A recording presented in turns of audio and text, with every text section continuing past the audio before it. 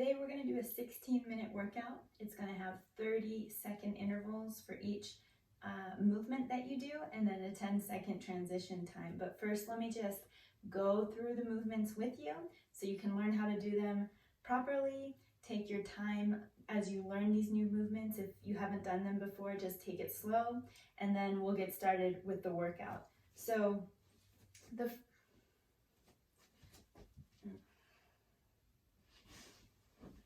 first movement is going to be a 3-point crunch. So it's focusing on abs. We're going to start with our hands over our shoulders in a straight line, so elbows are fully extended.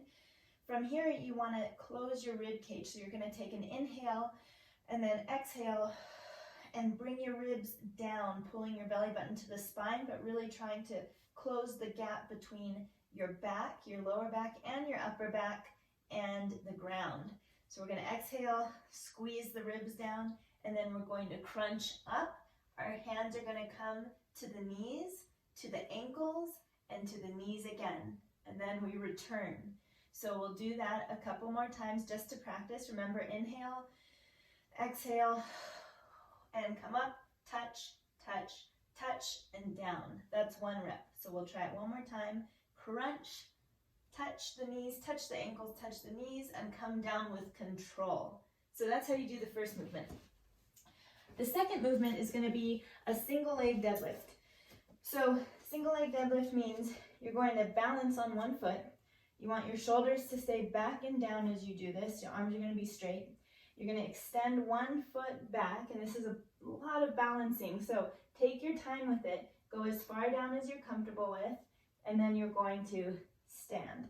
So I'll show you on the other side with the other leg. So I keep my shoulders back and down.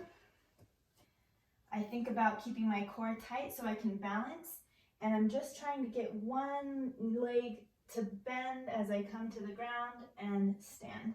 So your ankle is going to be doing a lot of moving, and that's okay because there's a lot of balance involved in that movement. So you want that back leg to travel behind you like it's a tail. Like a tail for an animal helps them balance. So you're going to do the same with that back leg. Really get it extended out behind you. Pointing your toes in the back leg is always a good idea. And then stand. You should feel some tension in your hamstring. Another thing to think about when you do this is you want your hip bones to be turned towards the ground. So try not to let your body shift too much. A little bit is okay, but you don't want to have an angle like this with your body where the hip bones are facing to the side. You want them to be facing down. So picture if your hip bones had a laser beam coming out of them, that laser would be more turned towards the ground as you do the bent leg and then come up. So we're going to be practicing that on both sides. Make sure you're comfortable doing that. The next movement is a rainbow plank. So a rainbow plank is really fun. So you're going to be in a plank position. You want to think about bringing your belly button to your spine. So belly button is towards the spine, and I'm going to arch my body as if I'm making a rainbow or painting a rainbow with my hips. So I'm going to lower one set of hips down to the ground, bring my belly button to the spine, and twist to alternate. So you see my feet are kind of pivoting. So I'm going to be rotating on my feet and pivoting. I might need to adjust them as I do the movement.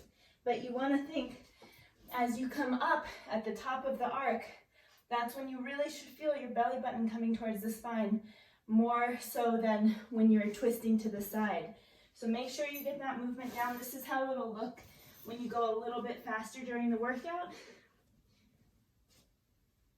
It'll be like this, a nice smooth arc that you're creating with your hips. So that's a rainbow plank.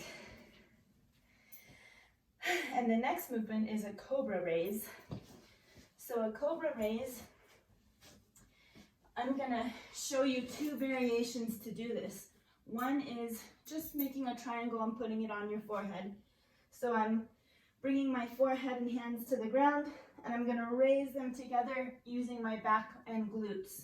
So my legs are extended behind me, and I'm using the muscles in my back, my lower back, my glutes and hamstrings to raise my chest and head off of the ground. So you'll see I come up as much as I'm comfortable coming up. I have a lot of flexibility in my back, so it doesn't have to look that way to be correct. How you know if you're doing it right is if you feel your lower back muscles, your glutes, and your hamstrings working. So these three body parts should be burning, but not feeling pinching or pain in the back. Now, if you want to modify this movement, make it a little bit easier for yourself, you can use your arms to just gently help you, and you're still going to use your lower back and your glutes, but it just won't be as much because you can have some assistance with your arms. So again, no pinching. There shouldn't be any pinching.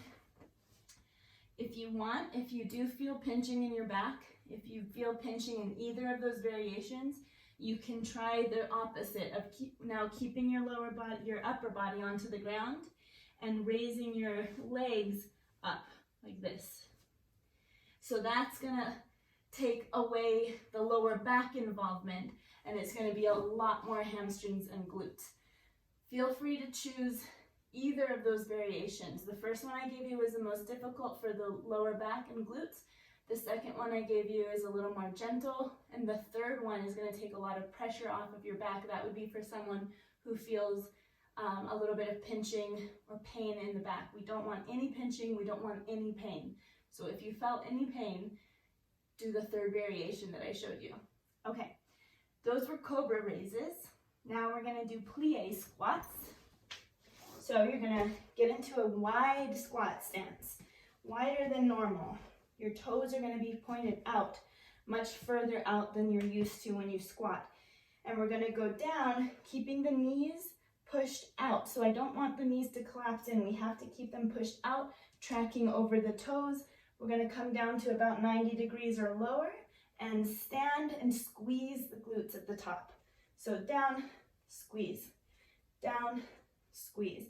I'm trying to get my body to go straight down, and I'm not letting my knees collapse in. That's very important. Make sure you're pushing the knees out.